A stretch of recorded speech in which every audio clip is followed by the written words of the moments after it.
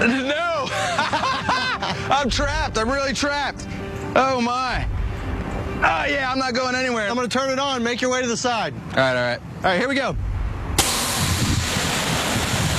Oh. All right, that works. Oh, man. I got sand in a lot of places I don't want them right now. Oh. It definitely worked well. The test bed went fluid in less than a second, perhaps fast enough to catch a bad guy by surprise. Well, we couldn't ask for more out of this mid-scale test. We triggered the valves, it rose, bubbled, worked absolutely great. Leveled it right out, dumped a bunch of extra sand all over the place. But then we put Kevin in, worked fantastically. He just dropped right down, trapped him, had to turn it back on to get him out.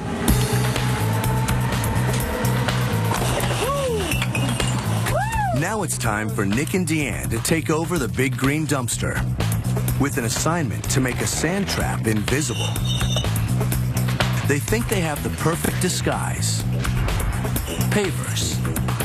I have to admit, I've never laid bricks before, so... That's no longer true. A layer of bricks hides the trap till it's sprung. Plus, it's practical.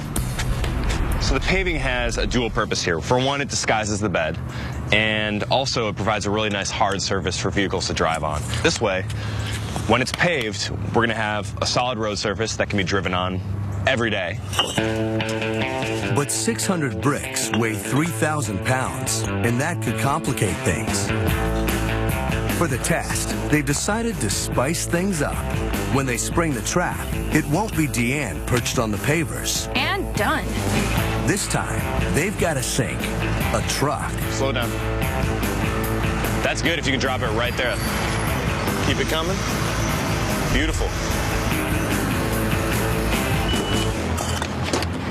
All right, Deanne. This is the moment of truth. I know, big test. Once I connect these cables, our bed will fluidize, the bricks will drop, and hopefully our truck will drop with it. I'm going to count down. 3, 2, 1. Wow! Perfect! Perfect! Beautiful!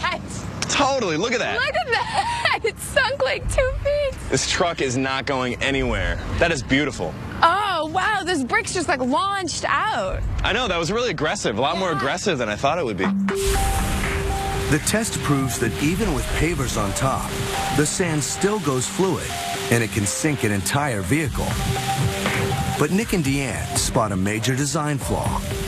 But look at their manifolds. They completely came to the top. Yeah, that's probably something we're going to need to address, because when we pump air through them, they get buoyant, they rise to the top. So, you know, when we do this on a larger scale, we'll need to tether these down somehow. Make sure that they do not come up to the surface. Yeah. The team gathers in Smash Lab. It's time to push their plan to the limit by seeing if their sand trap can stop a runner and a driver. Well, if you look at this...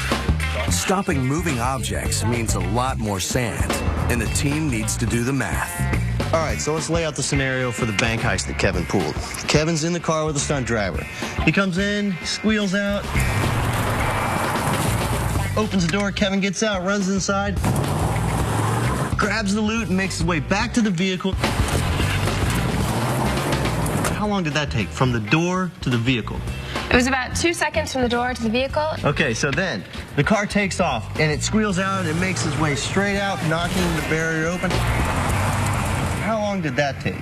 From when the car started to move to when it crossed the gate, it was about 4 seconds. You started at 0, and you ended at a final velocity, which was about 20 feet per second. How long did it take to sink the truck?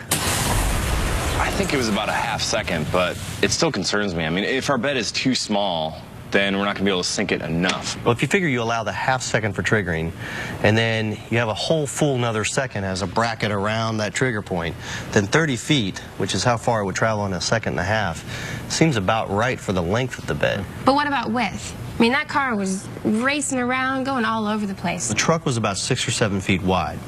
We should give ourselves a decent margin around that. I'm thinking twice that or so, maybe 14, 15 feet. The truck-sized bed is 30 feet long, 15 feet wide, and 4 feet deep. The pedestrian bed is 15 by 4 by 4. To fill them, a lot of sand is involved. 13 tons just for the small trap. And the big bed demands an incredible 100 tons of sand. So unsuspecting stunt driver drives right across the fluidized bed, squeals around, Kevin hops out, runs across, once again, unsuspecting, grabs the loot, he runs through the bed, and that's when we trigger him in the sand, he sinks down. When the stunt driver realizes that the whole plan's been foiled, peels out, comes out, Save yourself. trigger the bed, and it drops into the bed and gets stuck, just like that. They can talk the talk, but now they've got to walk the walk. And no one has ever tried to fluidize 100 tons of sand.